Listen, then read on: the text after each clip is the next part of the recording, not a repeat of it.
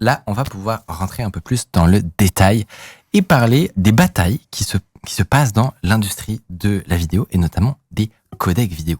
On pense par exemple à Apple, à Google, peut-être qu'ils vont s'affronter sur du HEVC versus Google qui va défendre son AV1. C'est des termes qui peuvent faire un petit peu peur et en réalité, c'est ce qui permet à l'ensemble d'entre nous, c'est ce qui nous permet là maintenant d'être diffusé concrètement. Et donc c'est hyper important les codecs vidéo. C'est une industrie bordélique où concrètement c'est une guerre ouverte. T'as même employé le terme de mafia. Est-ce que tu peux nous dépeindre ce tableau et nous expliquer concrètement c'est quoi les grandes batailles cachées que nous on ne voit pas en tant que consommateurs mais qui se passent en ce moment? Alors déjà, qu'est-ce que c'est un codec? On va juste rappeler. En fait, c'est donc un algo de compression-décompression qui permet en fait de transporter de la vidéo, puisqu'on a bien vu que en parlant du HDMI, si jamais tu envoies de la vidéo pixel par pixel, on parle de 10 gigabits seconde, 40 gigabits seconde. Ça veut dire que ton Blu-ray 50 gigabits en moins d'une minute, tu l'as rempli. Donc en fait, contrairement à la musique, par exemple une compression FLAC qui divise par 2 ou un MP3 ou un JPEG qui va diviser par 10, dans la vidéo, le but c'est de diviser par 100 voire 200, voire fois 1000, d'accord? Donc en fait, les technologies algorithmiques en cours pour des compressions de codecs vidéo sont très très avancées et très très complexes. Évidemment, ce qui se passe, c'est que tu détruis de l'information. Tu te bases sur un truc que tu as sur toi là qui s'appelle 2 yeux et comment fonctionnent tes yeux, et en fait tu enlèves de l'information puisque notamment avec tes cônes et des bâtonnets, tu vois moins bien les couleurs que la luminosité, tu vois mieux le vert que le rouge et que le bleu. Et donc, on peut faire des économies d'octets comme ça. Et donc, on fait des économies d'octets exactement comme ça. Et ça a commencé, en fait, il y a dès les années 90, mais voire les années 80, avec un truc qui s'appelait le MPEG-1. Et il y a eu un codec qui a été une révolution qui s'appelle le MPEG-2. C'est ce que tu as eu dans les DVD et le satellite jusqu'à il y a pas très longtemps. Mais il faut savoir que MPEG-1, MPEG-2, celui que tu appelles DivX, qui en fait devrait s'appeler MP4 ASP. Évidemment. Soyons précis. Ou le H264, dit aussi AVC ou le HEVC, c'est le même principe. C'est-à-dire que tu prends ton image, tu la découpes tu changes donc la colorimétrie, tu enlèves des données, tu la découpes en blocs, tu regardes est-ce qu'il y a des blocs qui sont similaires dans l'image, est-ce que tu regardes s'il y a des blocs qui sont similaires d'une image à l'autre, à une autre, et ensuite tu prends chacun des blocs et t'enlèves un petit peu de détails, et de toute façon c'est à 24 images par seconde, 60 images par seconde, tu vois. Et donc voilà, et t'as plein de générations. Et il y a eu un codec qui s'appelait le H264 qui est sorti en 2003, faut le savoir, et qui est encore aujourd'hui le plus utilisé partout. 80% de la vidéo que vous regardez, c'est du H264. C'est le moment où la vidéo vraiment a explosé, 2003 jusqu'à 2006. Et donc là, il y a beaucoup de gens qui se sont mis sur la génération d'après. Et la génération d'après, c'était donc en MPEG, c'était donc le HEVC. Et là, il y a beaucoup d'acteurs qui sont arrivés pour mettre plein de fonctionnalités qui ne servent à rien, mais qui ont des brevets. Or, quand tu arrives et que tu veux la norme, tu es obligé d'implémenter toute la norme pour avoir la certification, y compris des fonctionnalités dont tu ne te sers pas. Par exemple, aussi bien donc le H264, il y a une extension qui s'appelle le MVC qui te permet en fait d'encoder 2 images multiview, et donc pour faire de la 3D. Le nombre de gens qui utilisent de la 3D en H264 est proche de 0. Mais t'as pas le choix que d'implémenter le truc dans ton... T'as pas le choix, parce que sinon t'as pas la certification. Ah oui. Et donc t'as pas le logo. Et donc si t'as pas le logo, les gens vont pas t'acheter. Ou alors, même dans des cas, tu n'auras pas le droit d'être mis sur le marché. Et il y a plein de features comme ça. Et c'est des micro-features, puisqu'en fait, ce qu'il faut savoir, c'est que les anciens codecs, parce qu'évidemment, il y en a énormément, c'est d'ailleurs une des choses qui a fait que VLC était populaire, c'est qu'en fait, entre les VP3, VP4, VP5, VP6, les Indeo 30, Indeo 40, les MPEG 2, les MPEG 3... On pourrait faire de la SMR. On pourrait faire de la SMR de codecs. Mais c'est pire que ça, c'est qu'en fait, aujourd'hui, les codecs, c'est pas des codecs. En fait, c'est une collection de codecs. Donc, chaque codec, en fait, par exemple, l'AAC, les gens qui parlent de l'AAC, qui est un codec audio, ne veulent rien dire. Il y a 45 sous-parties de l'AAC qui sont quasiment des codecs différents, mais ils sont sous le même branding. C'est un foutoir monstrueux. Et la raison, c'est qu'en fait, il y a des mecs qui ne font que de la standardisation et qui te mettent un brevet et il faut payer les brevets. Et notamment aux États-Unis, tu dois payer beaucoup de brevets. Et notamment, tu as le droit de breveter des choses qui ne sont pas brevetables en droit français. Grosso modo, de l'algorithmie. Et donc, tu payes une fortune là-dedans. Et en particulier, tu achètes une télé. La moindre télé 4K aujourd'hui, t'as au minimum, mais vraiment du minimum, 20 € juste de royalties de codec. Ah ouais, 20 balles. Et c'est minimum. Ça, je savais pas. Et je te parle pas de Dolby Vision, Dolby Atmos et toutes ces conneries.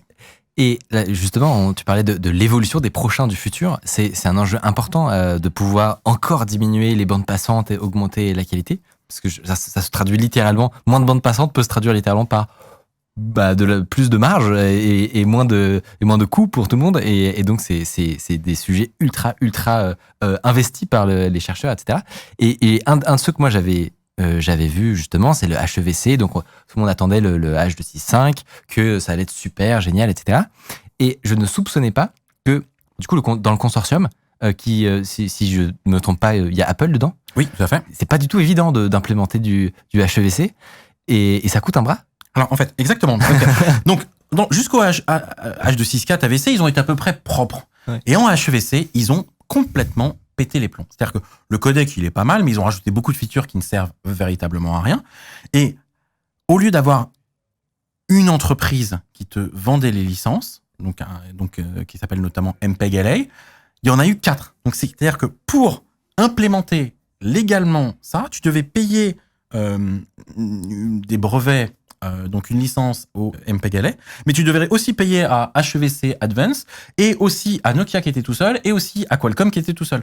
Donc c'est-à-dire que avec des termes qui sont complètement délirants. C'était c'est $1, mais entre 0 et 100 000 unités, mais que si c'est pas en mode streaming, parce qu'en mode streaming t'as une autre table. Et en fait tu te retrouvais avec un truc où ça pouvait te coûter véritablement des millions, parce que en fait dans le H264 tu as un cap. MPEG-LA avait dit, en fait, une fois que tu nous payes $20 millions par an, voilà, c'est illimité. Okay. Et donc, par exemple, des mecs comme YouTube, ils payent 20. Mais en fait, en HEVC, un des patent pools, qu'on appelle des patent pools, avait décidé qu'il n'y a pas de limite. Donc, par exemple, une estimation pour YouTube pouvait être dans l'ordre du $1 milliard par an. Donc si YouTube, donc j'ai en conclu que YouTube n'a pas supporté le H265 sur son site. Exactement. À ce moment-là, en fait, parce que le HEVC, ça a 10 ans, hein, c'est 2013. Et aujourd'hui, le HEVC, c'est peut-être 5% des flux. C'est sur la TNT HD. Voilà. D'accord. Et c'est tout. C'est ceux qui ont payé, quoi. C'est ceux qui ont payé parce que c'est du broadcast. Ils sont habitués à payer tellement cher tout le monde que finalement, dans le coût, c'est pas très grave. Mais aujourd'hui, donc, est sorti ce qu'on appelle le VVC, le H266, dont tu n'as probablement pas entendu parler, et qui est donc la génération d'après, alors que, en fait, le codec qui est toujours utilisé dans 80% des cas, c'est celui d'il y a 2 générations. Donc, un moment où le HEVC a vraiment fait n'importe quoi, notamment avec les licensing, Google a racheté une boîte qui s'appelait On2, et qui avait développé des codecs qui s'appelaient VP1, VP2, VP3, VP4, VP5, notamment un qui s'appelait VP6, qui était le codec vidéo de Flash, et VP8. Et donc, Google a dit, OK, mon but, c'est de faire un codec qui soit royalty free. Donc, le VP8, il est implémenté dans tous les navigateurs, notamment, c'est un des codecs obligatoires pour faire le WebRTC, donc la vidéoconf dans les navigateurs. Et surtout, ils se sont mis en disant, OK, on va faire le VP9, et pour concurrencer le HEVC. Donc, c'est du très haut débit. Enfin, non, c'est de la très haute qualité avec un faible débit. Voilà. Ça, c'est un codec qui, open source, royalty free. Et grosso modo, personne l'a utilisé à part YouTube et Facebook. Et en fait, ils se sont rendus compte pour plein de raisons. Et ils ont dit, OK, on va faire une alliance qui s'appelle l'Alliance pour Open Media. Ils ont lancé le codec qui est sorti en 2018 qui s'appelle AV1. C'est un codec qui est vraiment mieux que le HEVC. C'est-à-dire que en fonction des usages, tu peux avoir entre 5% et 25% de gains de bande passante à la même qualité. C'est un consortium qui a été fait dans lequel il y a Google, Samsung, Netflix, Videolan, nous on a participé, Mozilla, Cisco, et sur l'Alliance Open Media, maintenant ils travaillent sur AV2. Apple fait partie du consortium Alliance for Open Media. Ah bon? Mais non. Mais si. Et donc Apple, qui est un des plus à pousser le HEVC, utilise et fait partie de l'Alliance pour Open Media. Alors, Apple est plutôt en train de pousser, finalement, et en train de regarder ce qui va se passer pour AV2. Mais en tout cas, il fait partie, et notamment, tu as dérivé du AV1 un format d'image qui s'appelle l'AVIF, qui est donc un format d'image basé sur AV1. Mais alors, si je comprends bien, Apple, s'ils font partie du consortium qui a fait HEVC, c'est-à-dire qu'ils gagnent des pépettes à chaque fois que quelqu'un paye. Ouais. On est d'accord? Ouais. Donc, à chaque fois que quelqu'un prend une licence pour ça, eux, ils gagnent de l'argent en bout de chaîne. Ouais. Donc, est-ce qu'ils essayent du coup de pousser plutôt ça que les modèles open source qui sont pourtant plus performants? Je pense qu'Apple, maintenant, n'en a plus rien à foutre du pognon qu'ils gagnent avec le HEVC. Ils font tellement de pognon que c'est vraiment tellement pin-up que ça vaut pas le coup. Ok. C'est intéressant pour des gens qui sont du monde du web de supporter AV1. Mais Apple ne supporte pas officiellement AV1. Ils travaillent sur AV2 et ils supportent le format d'image basé sur AV1. D'accord. Mais effectivement, c'est exactement, tu as raison. Ils jouent sur les deux tableaux. Et il y a d'autres mecs comme Samsung, ils sont à la fois dans AOM, ils sont à la fois dans MPEG. Dans MPEG, ils ont plein de brevets sur HEVC, mais ils ont lancé un codec qui s'appelle VVC. Mais en même temps, ils ont lancé un autre codec qui est aussi dans MPEG qui s'appelle EVC. Et En donc, fait, c'est une belle cour de récré. et surtout, en fait, c'est pas ça, c'est que à chaque fois, en fait, tu rajoutes des brevets. Et en fait, tes brevets, ils se basent sur les générations d'avant. Donc, par exemple, aujourd'hui, pour licencier les brevets pour VVC, il faut aussi licencier les brevets pour HEVC. Donc, en fait, c'est un foutoir sans nom. Et après, t'as des mecs comme Qualcomm qui disent, nous, on a plein de brevets parce qu'ils ont racheté des brevets. En fait, puis surtout, comment on rachète des brevets aux États-Unis? Chacun imprime une page, tu vois, et ils font, voilà, nous, on a ça. Et puis l'autre regarde la pile, ils font, ils appuient sur la pile. Et en fait, ils payent une différence. Le nombre de brevets aujourd'hui est littéralement délirant. C'est-à-dire que mais parce qu'en fait, violer un brevet peut coûter des centaines de millions. C'est-à-dire que, notamment, il y a des brevets sur le XML ou le JSON. Enfin, c'est des trucs complètement délirants. Quoi Bien sûr. Et ça, Là, ça, on est d'accord qu'en France, ça ne peut pas exister vu que c'est de... Alors, c'est compliqué. On va peut-être pas... C'est compliqué. J'ai d'autres questions si Mais jamais. en théorie, non. En théorie, c'est illégal en France de breveter ce qu'on appelle des brevets logiciels et des brevets mathématiques. Mais nos meilleurs amis, les Allemands, grâce à l'Office européen des brevets et le brevet qu'on appelle le Unitary Patent et le brevet unifié, fait que l'Office européen des brevets accepte des brevets, puisqu'en fait, eux, ils sont payés au dépôt de brevets, même si le brevet est pas valide. Donc en fait, Let's go. Et en fait, tout le monde est tellement flippé que tu préfères payer. Et notamment, c'est comme ça que fonctionne une boîte qui s'appelle Dolby. Qui va vous coûter très cher dans les prochaines années grâce au génialissime gouvernement français. Ils ont un nouveau codec, parce qu'évidemment, leur codec, au bout de 20 ans, il n'y a plus de brevet. Donc, par exemple, le Dolby Digital, qu'on appelle aussi AC3, qui est un codec très très bien pour faire du 5.1, en fait, il est sorti avec le DVD. Le DVD, c'est à plus de 20 ans, il n'y a plus de brevet. Il faut inventer autre chose. Il faut inventer autre chose. Et donc, en fait, à chaque fois, ils poussent dans les normes à coup de lobbying, ce qu'on appelle de la corruption, en termes... Et donc, ils te disent, ouais, pour la prochaine norme, il faut avoir ça. Et donc, notamment, la prochaine norme qu'on appelle le Ultra HD télé, la prochaine norme, inclut un codec qui s'appelle le AC4, qui est un truc de Dolby, dont l'usage est quasi nul, quoi. Et toutes les télés vont devoir, et chaque fois, tu dois repayer $1, $2 par télé, et c'est toi qui le payes de ta poche. Voire, tu le payes globalement pas mal de fois, parce qu'entre tes téléphones, combien de téléphones t'as acheté? À chaque fois que tu achètes un téléphone, tu fais tous tes ordinateurs, tous tes télés, tous tes caméras, tous tes trucs. Toi, je pense que rien que ici, s'il n'y a pas 10 000 euros de brevets logiciels, franchement, c'est possible. Hein. On parie. Si tu veux, à la fin, on compte. Dans le chat, les gens disaient que le AV1, ça fait rêver. Effectivement, on a tous hâte que ça arrive, mais que il y a maintenant la question de avoir du matériel qui le supporte. Et aujourd'hui, en fait, c'est ce que je voulais dire par rapport à ce que tu disais sur YouTube. Aujourd'hui, il y a plein de gens, en fait, qui ont de l'AV1 parce que YouTube diffuse notamment les basses résolutions en AV1 aujourd'hui. Et le décodage, c'est un décodage logiciel qui est fait dans Chrome avec une implémentation du décodeur que on a écrit qui s'appelle David. Donc juste pour que vous vous rendiez compte, c'est-à-dire que il y a une toute petite équipe de gens parce que vous n'êtes pas énormément non plus. Sur David, il y a 5 personnes, ouais. C'est tout? Ouais, à peu près. Ouais. Il y a 5 personnes qui ont développé un décodeur logiciel qui permet de faire ce travail-là avant que des puces hardware le fassent. Et donc, c'est hyper utile pour la transition, pour la compatibilité, que tout le monde puisse accéder au contenu, etc.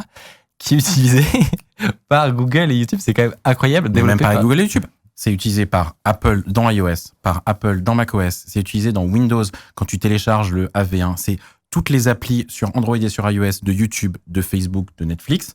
C'est utilisé évidemment dans Firefox et c'est utilisé évidemment dans VLC, MPV et tout ce qui dépend de FFmpeg. Mais surtout, ce projet est délirant parce que les gens s'en rendent pas compte. C'est 30 000 lignes de C. Donc finalement, 30 000 lignes de C, c'est pas mal, mais c'est pas incroyable. Mais c'est 210 000 lignes d'assembleur écrits à la main. C'est-à-dire que Personne ne fait ça. Hein. Personne ne fait ça. Juste, dans David, il y a plus d'assembleurs que dans l'ensemble des codecs de FFmpeg. Parce que sur FFmpeg, en tout, il y a peut-être 80 000 lignes, 100 000 lignes de code. Là, il y en a 200 000 lignes de code. Je sais même J'ai pas mal sûr, au crâne, rien que d'y penser. Je suis même pas sûr qu'il y ait des projets non open source, parce que pour les projets open source, il n'y a pas de débat, qui est plus d'assembleurs, écrit en 2023. Hein. En fait, tu n'as pas le choix. C'est ça qu'il faut bien comprendre. C'est que là, les gens, enfin, quand on écrit une fonction en assembleur, on fait x10 en rapidité. C'est pas, on améliore de 20%. On fait x10. Donc, par exemple, une implémentation en C et une implémentation en assembleur, juste du décodage, c'est du x10, x20, x30. Donc, en fait, le delta, la différence, c'est je peux jouer ou je peux pas jouer. Et surtout, sur ton téléphone, quand tu décodes en AV1 là-dessus, à chaque cycle compte parce que chaque cycle bouffe ta batterie. Et en fait, on n'a pas le choix. Et c'est qui les gens qui font ça? C'est des mecs de VLC, des mecs de Vidéolan, parce que Vidéolan et VLC, c'est pas forcément la même chose, et des mecs de FFmpeg. Il y a combien de gens sur Terre qui font du développement assembleur à ce niveau-là? Non mais... À ce niveau, je sais pas, parce que je pense que notamment le mec qui fait la version SSE qui s'appelle Henrik Gramner, ça doit être dans le top 10 mondial des mecs en assembleur Intel. Je me souviens avoir discuté avec des gens d'Intel qui ont dit ouais, on n'a pas réussi à faire un truc. L'AV1, notamment l'utilisation de l'AVX 512 pour l'AV1, ça ne sert à rien. Et sauf que j'ai fait, mais en fait, Henrik, il y a réussi. Comment tu trouves du coup ces aliens? Dans la communauté open source multimédia, il y a toujours eu quelques-uns de ces aliens. Il y a des gens qui sont des aliens, les gens qui sont malheureusement plutôt proches des marginaux. Et c'est un de mes boulots, c'est de trouver de l'argent pour faire vivre cette communauté de gens un peu différents, mais qui sont vraiment les mecs qui font tenir de l'or dans les doigts. Il faut que je vous raconte une petite anecdote d'autopromo. Je discutais avec un employé d'une grosse boîte française dont je tairai le nom, qui me disait que chaque année, ils avaient droit aux vœux habituels du CEO, vidéo qui coûtait 10 000 balles à produire pour un résultat parfaitement horrible. Tenez bon. Et cette histoire revient souvent. Des captations vidéo pour des tables rondes, pour des conférences, pour des interviews. On a réalisé que énormément d'entreprises en Ile-de-France se font tout simplement avoir sur leurs frais de production vidéo ou de live. Du coup, cette histoire m'a fait réfléchir parce que on a du très bon matos, on a développé des outils qui nous permettent d'être extrêmement rapides et d'avoir des images magnifiques. Et si on proposait ça sans arnaquer les gens? Du coup, on a lancé notre boîte de prod. Dès aujourd'hui, vous pouvez louer nos services de captation ou de live pour toutes les productions simples d'entreprise. On est déjà très fiers de ce qu'on a réalisé avec nos premiers clients depuis quelques mois. Et si ça vous intéresse, on vous a mis un lien dans la description, en sachant que le planning se remplit très vite. Aujourd'hui, on a parlé de codec et de flux de données à haut débit. Eh bien, l'endroit où s'échangent ces flux, ce sont des câbles sous-marins. Et vous attendiez pas à celle-là. Or, est-ce que vous saviez que des hackers ont fait des découvertes assez perturbantes sur ces câbles sous-marins et leur sécurité? On vous raconte tout ça dans cette vidéo.